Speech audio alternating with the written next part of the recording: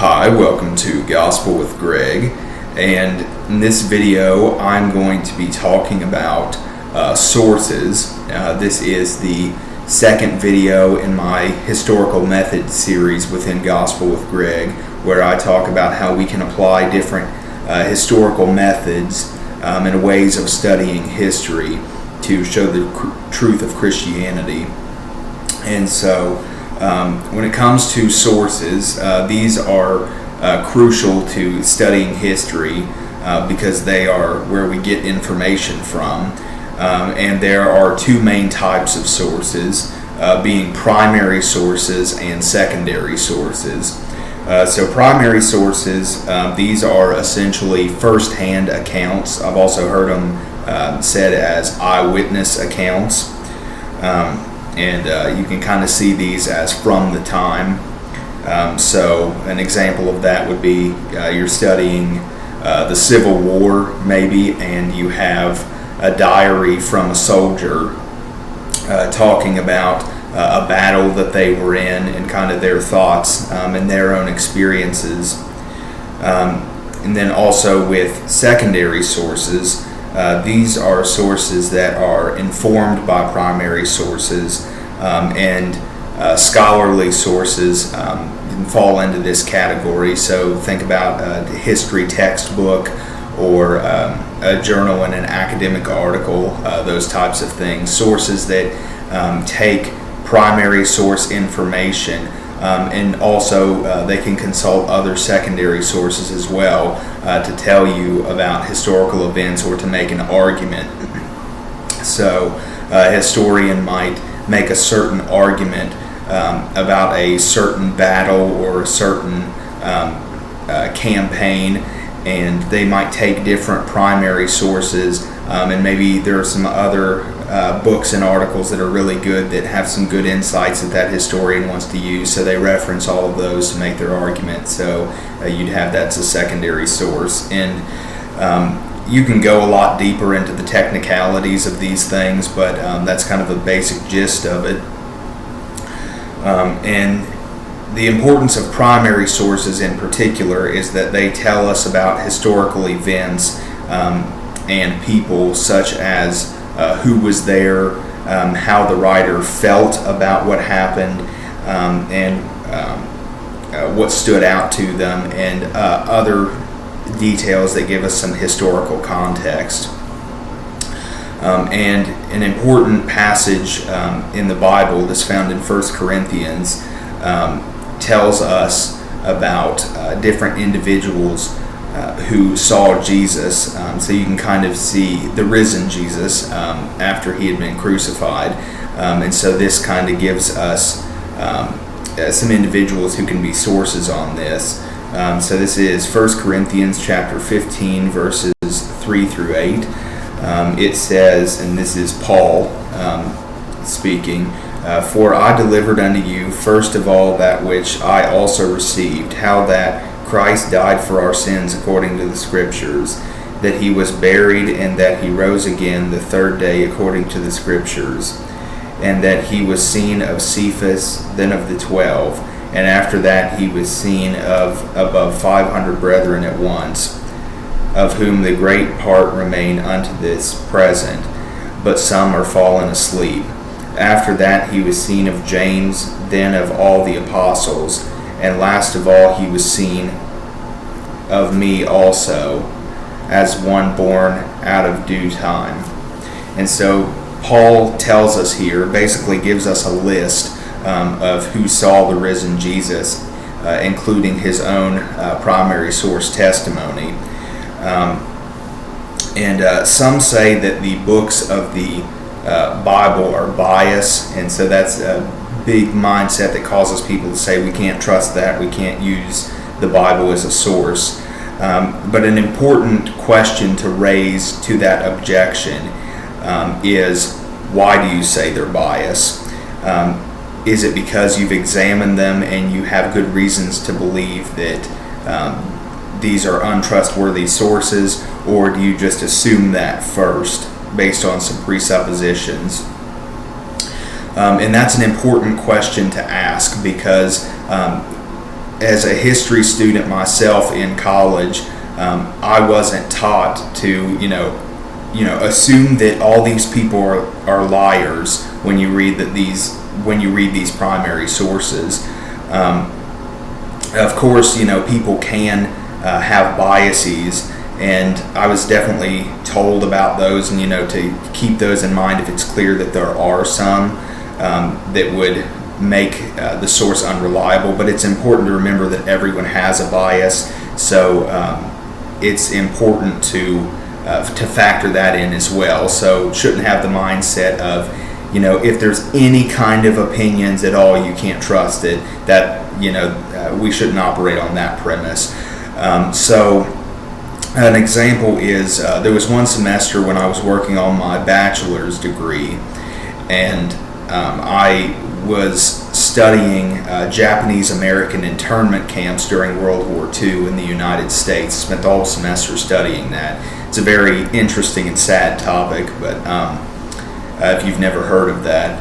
But part of that was me reading firsthand accounts of individuals who were in these internment camps. What was their experience like? How did they feel? And I can't say that once that the professor told me to assume that the accounts are unreliable, especially not before I even read them. Definitely wasn't told that. As a matter of fact, as I spoke with the professor more throughout the semester, not only did he not tell me to distrust the sources, he actually told me rely more on these. This is good information, use that. So we definitely need to keep that in mind when people bring up this idea of the Bible's bias. It's also important to realize the importance of multiple sources. There are multiple sources on Jesus, and if there are multiple sources on something in general, that makes it more likely that it happened. And so when it comes to Jesus, there are multiple sources on him in and outside of the New Testament. And when it comes to sources inside the New Testament, a lot of people think of the Bible as just one book. Well, the New Testament is a collection of 27 documents, and outside of that, Jesus is also mentioned in other sources, such as in the writings of Josephus, Suetonius, and Tacitus. He's also mentioned in the Jewish Talmud. I've heard when it comes to ancient sources about Jesus that there's 11 on his crucifixion, and that's very important to keep in mind when it comes to the point of multiple sources on something, the significance of that, because there are some people in ancient history that we don't have that number of sources on. And I'll address that more as I go further into this discussion. But another thing that's significant about some of these sources about Jesus is how early they are. Particularly compared to other individuals in history like Alexander the Great, because when it comes to the sources on Alexander the Great, when we look at the sources that are surviving of Alexander the Great, I believe that the earliest source we have about him is something like 350 years after he died, certainly on the scale of centuries. So that's a good bit after. But when it comes to Jesus, we have the Gospels being written much sooner than that. It's believed that Jesus was crucified at about 30 AD. And when it comes to when the Gospels are written, there's a lot of discussion about when the books of the Bible, New Testament in particular, were written. Some people argue that there's good reasons to believe that they were written sooner, some say later. But a range that I've heard is that the four Gospels, Matthew, Mark, Luke, and John, were written between 72 and 95 AD. Again, there are arguments that they were written before that, but those are some dates that you'll hear. And you might say, oh, well, that's decades after he was crucified. Well, that's still when people who were alive when he was crucified were still alive. And like I said, you compare that to Alexander the Great, that's much earlier. So it's like, if we can't trust sources on Jesus, can we really trust sources on other people in history where the time between their death and the sources is way further apart? That's just something to consider. Are we applying a fair standard when we do that?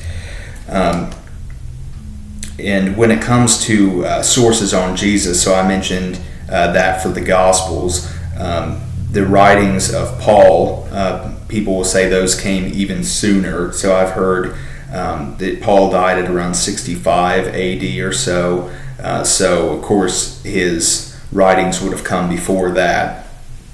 And there were even creeds before that happened, and I've heard that people date those quite early. Sometimes you'll hear people talk about how within the same decade that Jesus was crucified, that you're starting to get sources on him, like creeds and those types of things. So quite early compared to other individuals in ancient history. Last big point I'll talk about is the significance of multiple sources at all.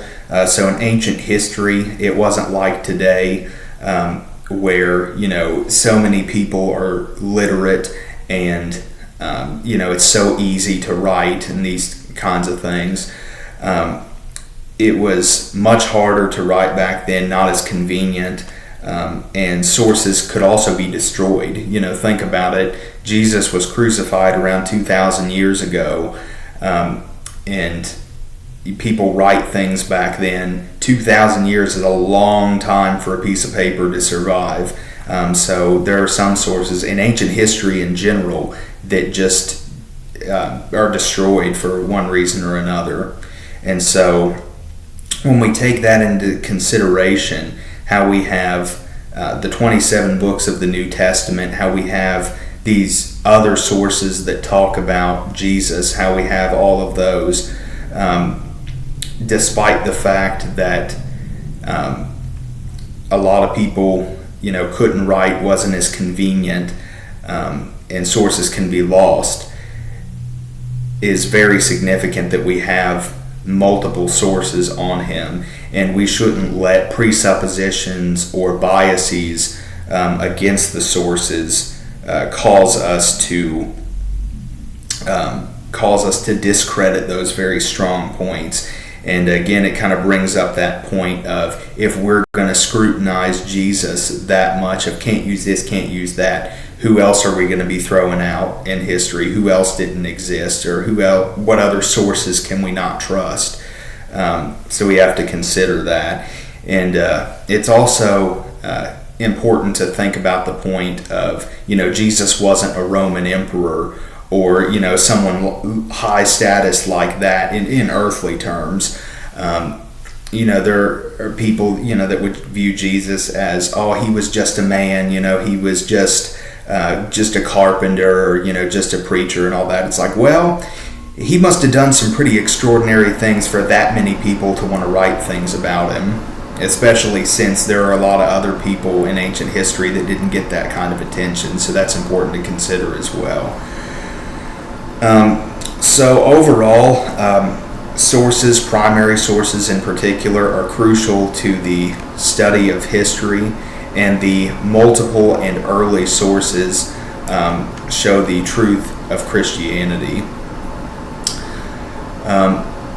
I hope you enjoyed this video and found it informative, and until next time, God bless.